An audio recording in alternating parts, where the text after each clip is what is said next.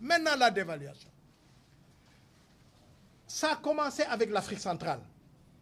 Vous savez que tous les pays francophones qui appartiennent au CFA et qui sont dans l'Afrique centrale ont du pétrole. C'est tous des pétroliers, sauf la République centrafricaine. Le pétrole est tombé à peu près de 100 jusqu'à 30. C'est la proportion. Donc, le revenu ont baissé. Mais quand le revenu ont baissé, ils ont continué le standing. Et quand il n'y avait plus d'argent, ils ont tiré sur les réserves de la Banque centrale. Ils ont tiré exagérément sur les réserves de la Banque centrale. Au point que, il y a quelques mois, peut-être 6 mois à peu près, ou 9 mois maximum, une réunion s'est tenue à Yaoundé, en présence de Mme Christine Lagarde, directeur général du FMI, en présence de M. Sapin, ministre des Finances de la France. On leur a dit, ou bien c'est des restrictions, ou bien c'est la dévaluation. Ils se sont engagés à vraiment restructurer, etc., gérer mieux. Ils n'ont pas pu, parce que les habitudes.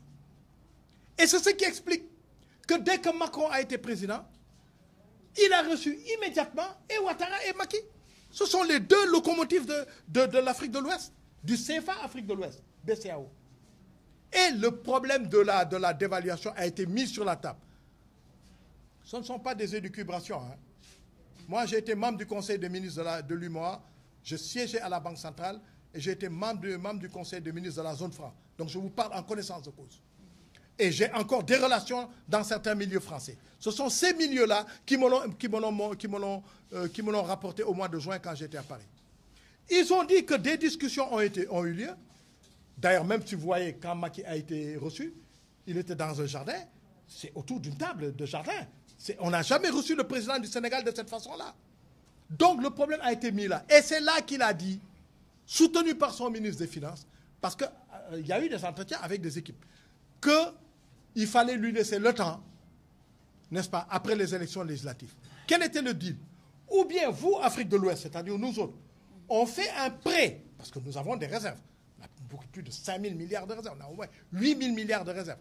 Ou bien on fait un prêt à l'Afrique centrale. Moi, personnellement, je ne suis pas d'accord, parce que Douniou Kodelo Bomouk, n'est-ce pas?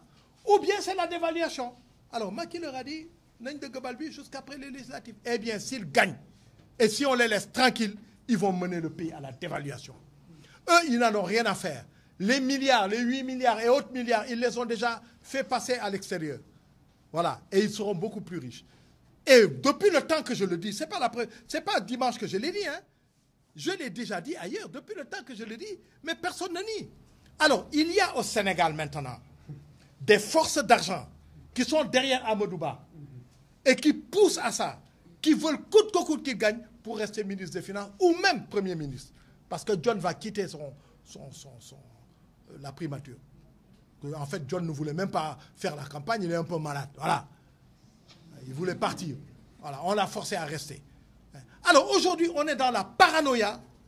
Coûte que coûte, il faut que tu gagnes, entre guillemets, pour avoir la légitimité de rester ministre des Finances pour mener à bien la dévaluation en tant que Premier ministre. C'est ça la vérité.